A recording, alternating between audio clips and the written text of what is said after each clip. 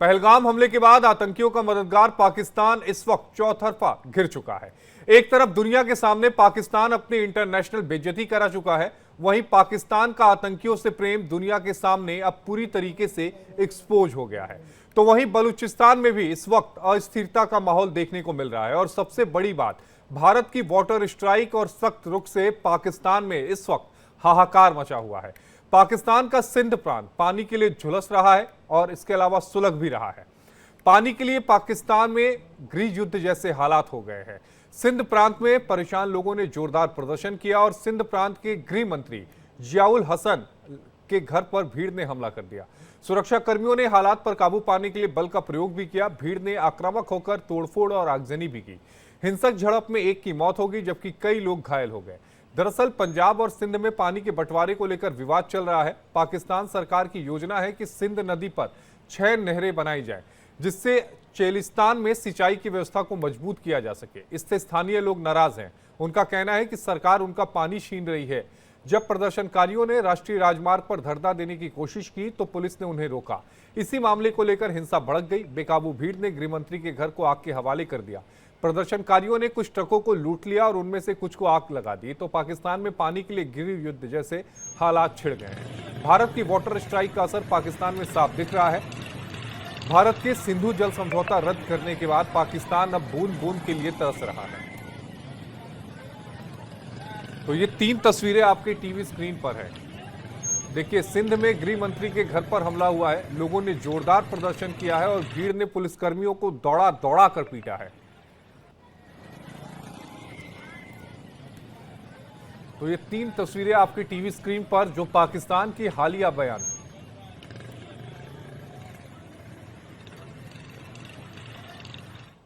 और इसी पर बातचीत करने के लिए हमारे साथ 2 खास मेहमान जुड़े हैं। हमारे साथ ग्रुप कैप्टन यूके देवनाथ जी जुड़े हैं और हमारे साथ आलोक वत्स जो बीजेपी के नेता हैं वो जुड़े हैं। बेहद स्वागत है आपका यूके देवनाथ जी और आलोक जी। यूके देवनाथ जी, सबसे पहले आपके पास आना चाहूंगा। जो भारत ने सिंधु जल समझौते को सस्पेंड किया या यूं कहें भारत ने वाटर जो स्ट्राइक की है उसकी गूंज अब पाकिस्तान में सुनाई देने लगी है। गर्मियों का मौसम है, धीरे धीरे पानी और कम होगा। अभी से हम देख रहे हैं पाकिस्तान में गृह युद्ध जैसे हालात जो हैं वो शुरू हो गए हैं। पानी के लिए लोग सड़कों पर हैं, मरने मारने के लिए उतारू हो गए हैं। जी हाँ, पहले पहले सिंधु जल समझौते के तहत सिंधु नदी, चेनाब नदी और झेलम नदी का 80% पानी जो है हम पाकिस्तान को छोड़ देते थे। लेकिन पाकिस्तान ने जो ये नापाक हरकत की है उसके बाद कैबिनेट कमेटी इन सिक्योरिटी में जो एक डिसीजन लिया गया है कि हम पाकिस्तान को पानी अपने मर्जी से छोड़ेंगे। उसके बाद से ये हो रहा है कि इन तीनों नदियों का जो पानी है, सिंधु का, चेनाब का और झेलम का, वो हम भारत के जो हमारे बिजली बनाने के संयंत्र हैं या हमारी जो सिंचाई की रिक्वायरमेंट है या हम उसको हमारे रिजर्वर जो बनाए हुए हैं उसमें जमा करने लगे हैं। तो हो क्या रहा है कि इन तीनों नदियों पे जो डैम्स बनाए गए हैं, डाइक्स बनाए गए हैं, डाइवर्जन कैनल्स बनाई गई हैं, उससे आस्ते आस्ते अब पहाड़ के नीचे से हम सुरंगें भी बना रहे हैं। तो भविष्य में ऐसा होगा कि सिंधु नदी का पानी जो है वो झेलम तक आ जाएगा। झेलम का जो पानी है हम चेनाब तक ले जाएंगे और चेनाब का जो पानी है उसको भी हम डाइवर्ट करके पंजाब, हरियाणा और आगे राजस्थान तक भी ले जाएंगे। अब मई और जून के महीने में ऐसे भी पानी की एक किल्लत रहती है। अभी उनको खरीफ की फसल भी लगानी है। इसमें जो थोड़ी बहुत कसर थी वो इसलिए हो गई ज्यादा पाकिस्तान में पानी की किल्लत क्योंकि वहां पर बेशुमार नंबर पर हजारों लोगों ने अपने अपने घर में इलीगल बोरवेल लगाया है, जिससे पिछले 10 साल में पानी का जो लेवल था वो जमीन में 200 फुट से गिरते गिरते गिरते अब 300 फुट तक चला गया है। तो अब पाकिस्तान को पानी की जो कमी है वो याद आ रही है। हम कह रहे हैं कि ऐसा नहीं है कि हम पाकिस्तान के लोगों को नुकसान पहुंचा रहे हैं या पाकिस्तान के किसानों को नुकसान पहुंचा रहे हैं। भारत का ये मानना है कि भारत पहले इन 3 नदियों के पानी का इस्तेमाल खुद के लिए करेगा। ठीक है, उसके बाद जब जुलाई अगस्त में बारिश आएगी तो हम कुछ पानी या जरूरत से ज्यादा पानी पाकिस्तान की तरफ छोड़ देंगे। जी, सबसे बड़ी बात यह है कि पहले तो हमें अपना हित देखना पड़ेगा, क्योंकि इस बात से इनकार नहीं किया जा सकता कि पंजाब में जो वाटर का अगर हम लेवल कहें तो बहुत ज़्यादा नीचे जा चुका है, जिससे अक्सर हरियाणा और पंजाब एक दूसरे के सामने पानी के बंटवारे को लेकर आ जाते हैं और वही हिस्सा कुछ हिस्सा राजस्थान को भी जाता है। और ये एक बड़ी वजह है कि हमें लगता है कि एक बार फिर से इन जो कैनाल्स अभी हमारे कई सारे हैं उन कैनाल्स को फिर से दुरुस्त करना होगा। आलोक वत्स जी, पंजाब में पाकिस्तान के और सिंध में एक लड़ाई चल रही है पानी को लेकर, जिसमें पाकिस्तान सरकार ने यह कहा कि हम 6 नहरें बनाएंगे और सिंध का जो पानी है वो हम पंजाब तक लेकर आएंगे। जो वाटर स्ट्राइक हुई है उसका असर देखने को मिल रहा है। यानी यूं कहें तो गर्मियों में, खासकर जून के महीने में, जो पाकिस्तान के लोग हैं वो पानी पानी को तरसेंगे।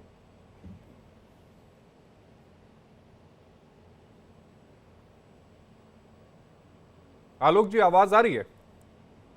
आलोक जी को आवाज, हाँ नहीं जा। यूके देवनाथ जी हमारे साथ जुड़े हुए हैं। यूके देवनाथ जी, इस सवाल का जवाब आप ही दे दीजिएगा, क्योंकि पाकिस्तान में भी सब कुछ चीजें ठीक नहीं है। एक तरफ हम गृह युद्ध देख रहे हैं और दूसरी तरफ यहां पर पंजाब और सिंध दोनों एक दूसरे के सामने आ गए हैं। सिंध का यह कहना है कि हमारे हिस्से का जो पानी है वो पंजाब को ना दिया जाए, और इसको लेकर जो हम तस्वीरें भी दिखा रहे हैं कि आगजनी हो रही है, पुलिस वालों को पीटा जा रहा है, यहां तक कि जो वहां के गृह मंत्री हैं उनके घर को आग लगा दी गई।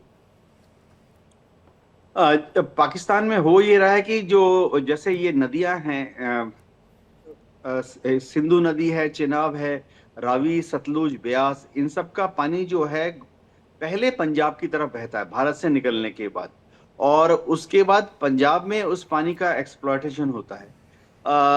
200 साल से 100 साल से ये क्या हो रहा है कि अंग्रेजों ने भी पंजाब में बहुत बड़ी तादाद में नहरें बना ली थी, और अब पाकिस्तान ने क्या किया है कि इतनी बड़ी तादाद में नहरें बना ली हैं कि वो सारा का सारा पानी जो है वो पंजाब में ही खप जाता है। इच्छोगिल कैनल जो है इसका बड़ा क्लासिक एग्जांपल है जी।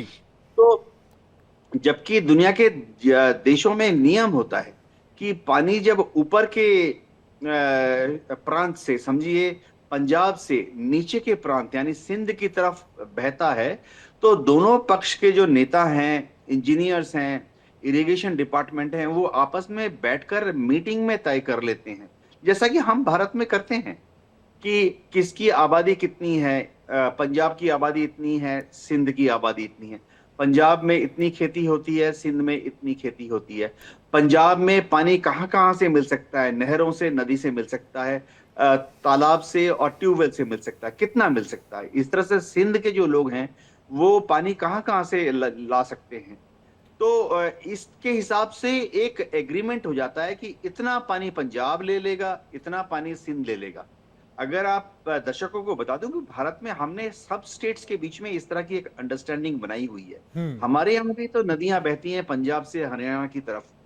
जाहिर बात है पंजाब और हरियाणा के जो नेता हैं, इंजीनियर्स हैं, इरिगेशन डिपार्टमेंट हैं, वो हर साल बैठ के मिलजुल कर ये तय कर लेते हैं कि कितना क्यूसेक पानी हरियाणा की तरफ छोड़ा जाएगा और कितना क्यूसेक पानी पंजाब अपने यहाँ कंज्यूम करेगा। इस तरह की जो एग्रीमेंट है, एक अंडरस्टैंडिंग है, वो पाकिस्तान में, पाकिस्तान के पंजाब और पाकिस्तान के सिंध के बीच में नहीं हो रही है। वो नहीं हो रही है, वो साफ नजर आ रहा है। हमारे साथ 2 और खास मेहमान जुड़ गए हैं। हमारे साथ अमजद अयूब मिर्जा साहब, कार्यकर्ता है POJK के, और हमारे साथ कामरान जटोई जी हैं, सदस्य हैं विश्व सिंधी कांग्रेस के। आप दोनों का भी बेहद स्वागत है।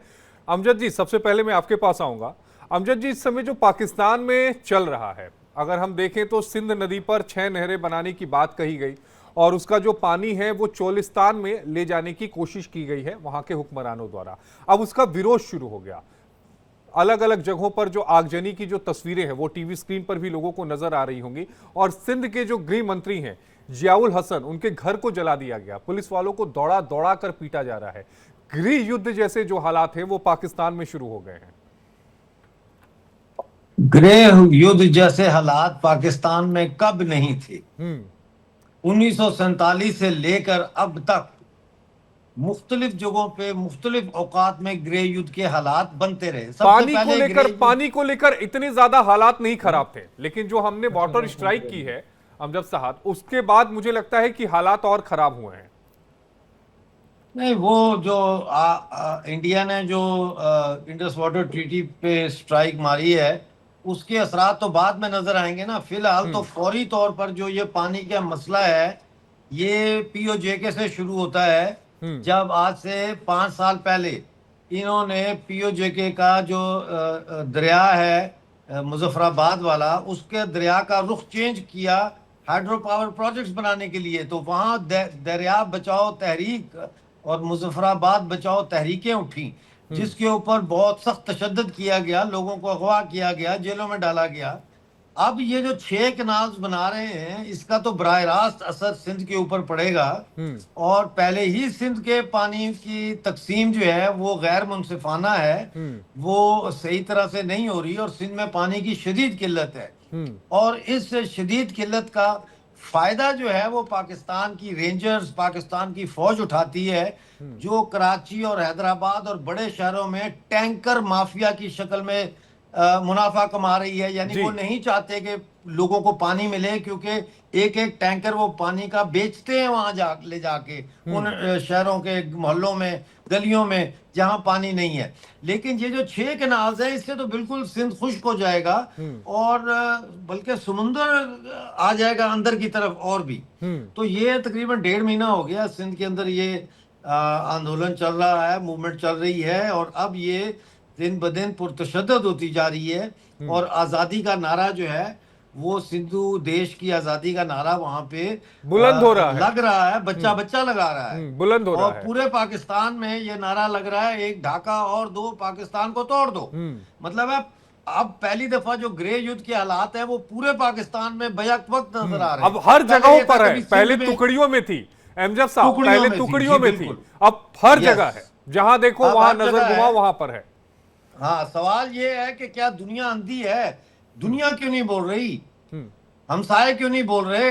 आपके हमसाए में एक घर है आपके बराबर में, उसमें एक महिला को पीटा जा रहा है, रोज पीटा जा रहा है, और आप जो है वो दूसरी दरवाजे से निकल के तो काम पे जा रहे हैं, आप उसको एड्रेस नहीं कर रहे उस इशू को। आप कैसे हमसाए हैं? जाहिर तौर पर कैसे हमसाए हैं, और भूमिका पर भी सवाल उठ रहा है।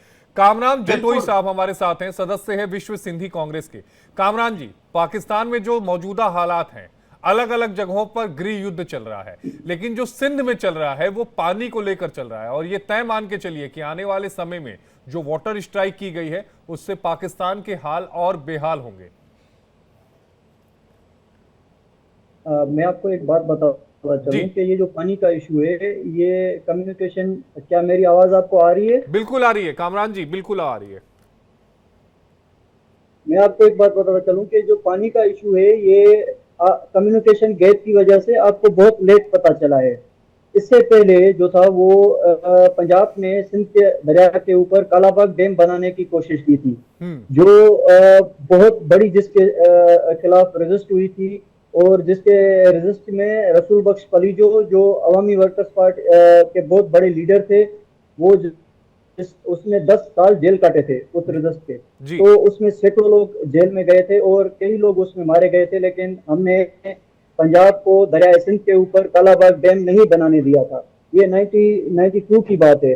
फिर उसमें एग्रीमेंट हुआ था, एग्रीमेंट कमिटीज बनी थी। अभी जो भी वाटर ट्रीटी की कमिटीज बनती हैं उसमें ज्यादातर जो लोग होते हैं, जो मेजॉरिटी लोगों की होती है, क्योंकि वो वहाँ पे मेजॉरिटी और मिनॉरिटीज के हिसाब से कमिटीज बनती हैं। तो जो लोगों की मेजॉरिटी होती है वो पंजाब की होती है। तो क्या करते हैं, जो भी पानी होता है दरिया सिंध का या किसी भी दरिया का, कहाँ से भी पानी होता है, वो आपस में मिल बांट कर बांट देते हैं, और 7 करोड़ सिंधियों को जो है वो भूखा और जो है ना वो प्यासा छोड़ देते हैं और मारने देते हैं कि भाई ये मरे, और सारा जो है वो हमारे पेट में आ जाए, हमारे पास आ जाए। तो ये जो रजिस्ट है, ये जो पानी का सिंध और पानी का पंजाब का पानी का तजाद है, ये पिछले 4 जो है वो डिकेड से चल रहा है। हम तो चीखते थे, हम तो बोलते थे सारी दुनिया में, लेकिन due to the gap of communication हमारी बात जो थी वो इंटरनेशनल मीडिया पे नहीं आती थी, बहुत कम आती थी। और जो है वो हम कोशिश करते थे कि इस बात को हम इंटरनेशनल कोर्ट्स में लेके जाएं, लेकिन सबसे बड़ी में बड़ी जो हमारे साथ विसाख आती है, या जिसको हम अनफॉर्चुनेट बोलते हैं, कि हम पानी के मसले पे इंटरनेशनल कोर्ट में जाते हैं, क्योंकि सिंध जो है वो आइडेंटिफाइड रेक्टिफाइड स्टेट नहीं है। हमें किसी दुनिया ने हमें as a independent state rectify नहीं किया, तो हम इंटरनेशनल कोर्ट में भी नहीं जा सकते। तो ये जो रजिस्ट है ये शुरू जो है वो पिछले 3 दहाइयों से चल रही है, लेकिन इस मर्तबा जो है वो पंजाब ने मुकम्मल तरीके से सिंध को बंजर करने का सोच दिया है और उस सारी लैंड को ऑक्यूपाई करके वहां पे अपनी इंडस्ट्री कायम करना चाहता है। वहां पे कैपिटलिस्ट उस लैंड को जो है वो सऊदी के अरबों को और अरब ममालिक और दूसरे ममालिक के लोगों को बेचकर वहां पे इंडस्ट्री करके वहां पे मुनाफा कमाना चाहता है और पंजाब खुद को जो है वो एग्रीकल्चरल लैंड और हमें जो है अपना गुलाम बनाना चाहता है। तो अब जो रिजल्ट है वो बहुत तेज और बहुत स्पीड से जा रही है और ये अब जो है वो वगोड़ों में तब्दील हो गई है, ये वायलेंस में तब्दील हो गई है। कामरान जी, एक सवाल का जवाब दीजिएगा कि काउंसिल ऑफ कॉमन इंटरेस्ट, जिसे हम सीसीआई भी कहते हैं, उनकी तरफ से भी इन 6 जो कैनाल्स की जो बात कही गई थी उसे खारिज कर दिया गया था और कमेटी ने इस बात को कहा था कि जितने भी राज्य हैं, जब तक आपसी सहमति नहीं होगी किसी भी तरह के नहर का निर्माण का कार्य जो है वो नहीं आगे बढ़ाया जाएगा। लेकिन उसके बावजूद क्या नहर के निर्माण का कार्य आगे बढ़ाया जा रहा है? और इस समय सिंध में जो मौजूदा हालात हैं वो क्या है और किस तरफ जाते हुए आपको दिख रहे हैं? फिर मैं अनुज माथुर जी आपके पास आऊंगा। कामरान जी प्लीज।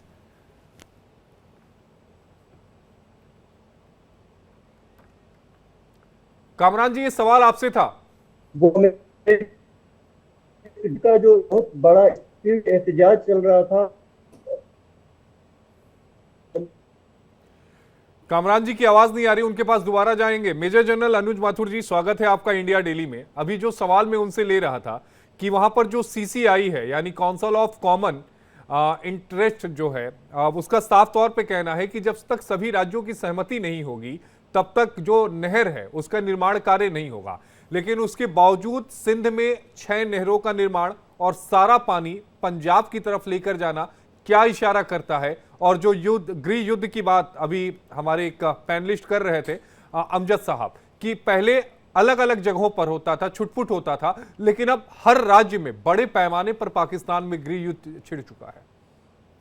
आशीष, देखिए, मैं आपको एक बात बिल्कुल साफ बता देना चाहता हूं कि पाकिस्तान जब से आजाद हुआ है 1947 से लेके आज तक, जो domination Punjabi Sunni Muslim community का रहा है, ये बिल्कुल स्पेसिफिकली मैं बता रहा हूँ किस कम्युनिटी की बात हो रही है, उसका पूरे पाकिस्तान पर जो जो भी हिस्से उन्होंने लीगली लिए या इलीगली लिए या हथियारों के जोर पर लिए, उन तमाम हिस्सों के प्रति उनका जो रवैया रहा है वो सेकंड ग्रेड रवैया रहा है। 2म दर्जे की उनको ट्रीटमेंट दिया जाता रहा है और उनको पूरा एक्सप्लॉइट किया जाता रहा है। दूसरी बात यह है कि उनकी जितनी भी फोर्सेस हैं, आप देखिए, उन फोर्सेस में पूरा डोमिनेशन है पंजाबियों का, पूरा आर्मी से लेकर के, और किसी भी फोर्स में आप चले जाए, रेंजर हो या कोई भी हो, तो ये उनका शुरू से मकसद यही रहा है कि किसी भी तरीके से सिंध को, बलोचिस्तान को, खैबर पख्तूनख्वा को और पीओजेके जो कि इलीगली उनके पास है, उसको दबा के रखा जाए और दबाया उनको बंदूक के जोर पर, बल प्रयोग से उसको दबाया जाए। तो ये कहीं ना कहीं उनकी एक ये जी। अनुज माथुर जी की नेटवर्क में कुछ इश्यू आ गया है, फ्रेम उनका फ्रीज हो गया। आलोक वत्स जी, आपका कमेंट चाहूंगा पाकिस्तान में जो गृह युद्ध चल रहा है पानी को लेकर सिंध और पंजाब के बीच में। देखिए आशीष जी, 10 करनी 10 भरनी, तो जैसा करेगा उसको वैसा मिलेगा। हमारे पानी बंद करने के बाद लोग आपस में लड़ भिड़ रहे हैं, एक दूसरे के जान के मुकाबले हो रहे हैं, गृह मंत्री तक के घर को जला दिया। अब ये धीरे धीरे बढ़ता ही जाएगा, इस बात को आप जान लीजिए कि अब इस पे दिन प्रतिदिन ये सारी चीजें बढ़ती चली जाएंगी। पाकिस्तान अपने कर्मों से खात्मे की ओर है। वो क्या लड़ेगा किसी से जिसके खुद के पांव जमीन पर खड़े होने लायक नहीं है। और पानी, हवा, भोजन, ये 3 सबसे अहम चीज है इंसान को या किसी भी जानवर को जिंदा रहने के लिए। उसमें से एक मेन चीज आप उनको नहीं मिल रहा है और उसकी किल्लत दिन पर दिन बढ़ती ही चली जाएगी। जिस तरीके से वो कैनाल वगैरह बना रहे हैं बगैर राज्यों की सहमति से, और जी लड़ाई आगे बढ़ने की संभावना होगी और इनकी स्थिति बद से बदतर होती चली जाएगी, ये तय मान के चला जाए। यूके देवनाथ जी, अब अफगानिस्तान की तरफ से भी इस बात को बिल्कुल साफ कर दिया गया है कि जो नदियां पाकिस्तान में जाती हैं उन पर हम डैम बनाएंगे। जनरल मुनीब ने एक बयान दिया, उन्होंने कहा कि ये पानी हमारा खून है और हम अपने खून को नसों से बाहर नहीं जाने दे सकते। हमें अपना पानी रोकना होगा जो हमारी बिजली की जरूरतों को पूरा करने में मदद कर सकता है और हमारी कृषि क्षेत्र को और मजबूत करेगा। यानी एक तरफ भारत की तरफ से वाटर स्ट्राइक हुई, अब दूसरी तरफ हम देख रहे हैं कि अफगानिस्तान की तरफ से भी वाटर स्ट्राइक करने की बात जो है वो सामने आ रही है। आशीष, इसमें कोई शक नहीं है कि भारत और अफगानिस्तान की जो सरकारें हैं वो पास पास आ रही हैं। भारत सरकार ने तालिबान सरकार को मान्यता तो खैर नहीं दी है, लेकिन एक साथ मिलकर काम कर रहे हैं। इसके तहत प्लान जो हैं वो बन रहे हैं कि किस तरह से अफगानिस्तान से जो पानी पाकिस्तान की तरफ बहता है उसके दोहन का, उसका एक्सप्लॉयटेशन अफगानिस्तान के बेनिफिट के लिए किया जाए। वो पानी उस तरफ रोक के क्या कंधार हेरात की तरफ जाएगा, ये बहुत बड़ा अचीवमेंट होगा जी। लेकिन मैं दर्शकों को बता दूं, ये सब लॉन्ग टर्म प्लानिंग है। जेस्टेशन पीरियड यानी काम शुरू होकर काम को खत्म करने में बहुत समय लगता है। हमने इस तरह के जो प्लान है अफगानिस्तान के साथ पहले भी कई बार सोचे थे। इनमें हजारों करोड़ रुपए का खर्चा आएगा और आमतौर पे ऐसे प्रोजेक्ट जो हैं उनको शुरू करके खत्म करने में कम से कम 5 से 10 साल का समय लगेगा। तो टाइमलाइन समझिए कि 10 साल के बाद ऐसी परिस्थिति आ जाएगी कि हम अफगानिस्तान में उनकी जमीन पर बने हुए इन बांधों या कैनल्स का इस्तेमाल करके अफगानिस्तान की जो दूसरी जगह है उनका इरिगेशन करना पाएंगे। एक बहुत बड़ा फैक्टर जो है कि अफगानिस्तान की सरकार और पाकिस्तान की सरकार के बीच में क्या रिश्ता है। अक्सर देखा गया कि भारत और अफगानिस्तान के रिश्ते मजबूत होते हैं, लेकिन कई बार ऐसा भी होता है कि अफगानिस्तान में जो सरकार होती है उसके पाकिस्तान की सरकार के साथ भी रिश्ते ठीक ठाक होते हैं। तो ऐसी हालत में क्या हम अफगानिस्तान में बने हुए बांध या नहरों या रिवर्स या डाइवर्जनरी जो सुरंगें बनाएंगे उसका इस्तेमाल पाकिस्तान के खिलाफ कर पाएंगे? अगर अफगानिस्तान की सरकार उस वक्त 10 साल बाद पाकिस्तान के साथ शत्रुता नहीं है तो शायद थोड़ा मामला खटाई में जाएगा। जी। कामरान जी के पास में चलूंगा। कामरान जी, इस समय अगर हम सिंध की बात करें तो सिंध में मौजूदा हालात क्या है और किस ओर जाते हुए आपको दिख रहे हैं? फिर मैं अमजद जी आपके पास आऊंगा। कामरान जी। सिंध में जो पहले एक तहरीक चल रही थी वो अमन पसंद एहतजाज था, धरना था। हमारे लोगों ने हमने वो पंजाब के रास्ते बंद किए हुए थे क्योंकि जो इंडस हाईवे है या जो नेशनल हाईवे है वो पंजाब की शह रग है और हम ये मानते हैं कि पंजाब अगर हमारे पानी के ऊपर कोई भी कैनाल बांधेगा, कोई भी डैम बांधेगा तो हम उसकी शह रग बंद करेंगे, वो हमारा पानी बंद करेगा, हम उसका जो है वो दरिया बंद करेंगे क्योंकि हम नेशनल हाईवे को दरिया समझते हैं जो कराची पोर्ट से पंजाब तरफ जाता है। तो हमने पीसफुली तरीके से वो 15 दिन के लिए बंद किया हुआ था। तो जैसे कि आपने पहले एक क्वेश्चन किया कि एक कमेटी बैठी, फिर उस कमेटी ने एक नोटिस दिया कि हम जो है वो 4 सूबों की मर्जी के अलावा कैनाल नहीं बना सकते। तो वो जो उस धरने को, उस एहतजाज को कूल करने के लिए उन्होंने एक कमेटी बिठाई, लेकिन अनफॉर्चुनेट ये था कि उस कमेटी में 7 मेंबर थे, 7 में से सिर्फ 1 मेंबर सिंध का था, बाकी सब के सब मेंबर जो थे वो पंजाब और दीगर सूबों के थे। और वो मेंबर थे जो नवाज लीग के हिमायती थे, रियासत के हिमायती थे और कैपिटलिस्ट तबका था। जो सिंध का मेंबर था वजीर आला सिंध था और वो भी उस कैनाल गवर्नमेंट में बैठा हुआ है, नवाज लीग के हिमायती हैं तो वो गवर्नमेंट में बैठे हुए हैं। तो उन्होंने वो जो नोटिस निकाला था जो जिसकी बात आपने की, वो एक फ्रेब था, वो एक धोखा था सिंध के लोगों के साथ, वो फैब्रिकेटेड था। वो उस एहतजाज को कूल करने के लिए नोटिस निकाला गया था कि भाई सीसीआई नोटिस दे रही है कि आप वापस चले जाएं। जब लोग वापस आए और हमारे लोग जब उस कैनालों पे उस जगह पे गए जहाँ पे वो कंस्ट्रक्शन हो रही थी, तो वो कंस्ट्रक्शन पहले से ज्यादा तेज हो रही है कि जल्दी में, और जो है वो फिर इंडिया से युद्ध भी छिड़ गया। तो सारा मीडिया का ध्यान, सारे लोगों का ध्यान उन्होंने प्रोपेगेंडा के तहत ड्राइव कर दिया और उन्होंने उस कैनाल्स का काम जो था वो जोर और शोर से शुरू हो गया।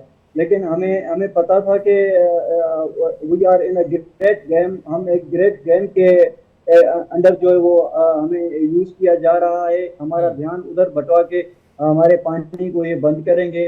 तो हमने फिर से एहतजाज शुरू किया। जब हमने फिर से एहतजाज शुरू किए हैं तो कल जो है वो हमारे एहतजाजों के ऊपर पुलिस ने और आईएसआई ने और आर्मी ने फायरिंग की है, जिसमें हमारे दो जो है वो लोग शहीद हो चुके हैं।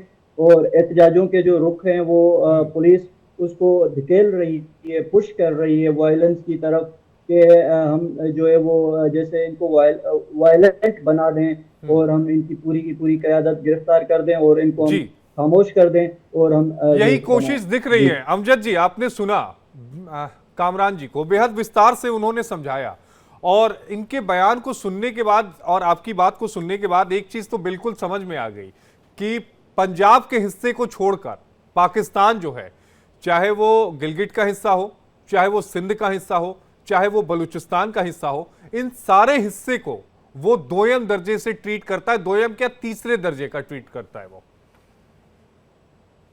जी बिल्कुल, जाहिर है क्योंकि हम पाकिस्तान की कॉलोनी है और कॉलोनी में डेवलपमेंट नहीं की जाती। कॉलोनी इसलिए बनाई जाती है ताकि कॉलोनीज जो है उनके नेचुरल रिसोर्सेज, ह्यूमन रिसोर्सेज को एक्सप्लॉइट करके जो ऑक्युपायर होता है वो अपने आप को इकोनॉमिकली और जियोग्राफिकली स्ट्रेंथन कर सके। ये सिंध की जो कराची के बंदरगाह पे कब्जा, गवादर पे कब्जा, पीओजेके के जंगलात पे कब्जा, पीओजेके के दरियाओं पे कब्जा और अब सिंध को पानी से महरूम करने की साजिश। अभी तो अफगानिस्तान डैम बना रहा है, उससे तो और पाकिस्तान का बेड़ा गर्क होने जा रहा है। आप इंडस वाटर ट्रीटी को भूल जाएंगे क्योंकि ये जो 7 दरिया आ रहे हैं अफगानिस्तान से पाकिस्तान में जी, इनके ऊपर जब डैम बनेंगे तो फिर कहां से आएगा पाकिस्तान के पास पानी। फिर ये केपीके वगैरह ये सारा इलाका अगर पाकिस्तान में रहा तो ये यहाँ पे वो होगा, ड्राउट आ जाएगा। इसलिए ये जरूरी है कि केपीके को जल्दी से जल्दी अफगानिस्तान का हिस्सा बनाया जाए ताकि फिर वो अफगानिस्तान उनका भी ध्यान रखे, वरना पाकिस्तान का तो पानी बंद हो जाएगा। सिंध का भी ये मसला है, Sindh has no time left, Sindh has to act now. ये वक्त है सिंधु देश को कायम करने के लिए। और वो तस्वीरों में नजर आ रहा है कि सिंध के जो लोग हैं वो सड़कों पर हैं और अपनी बातों को रख रहे हैं। हालांकि आईएसआई की तरफ से और सेना की तरफ से उन्हें कुचलने की कोशिश की जा रही है, लेकिन लोगों की आवाज है उसे दबाया नहीं जा सकता। और अब पूरी जो दुनिया है उसकी निगाहें सिंध की ओर है, क्योंकि सिंध के लोग अपने हक की लड़ाई लड़ रहे हैं, अपने पानी की लड़ाई लड़ रहे हैं। आप सभी खास मेहमानों का जुड़ने के लिए बेहद शुक्रिया।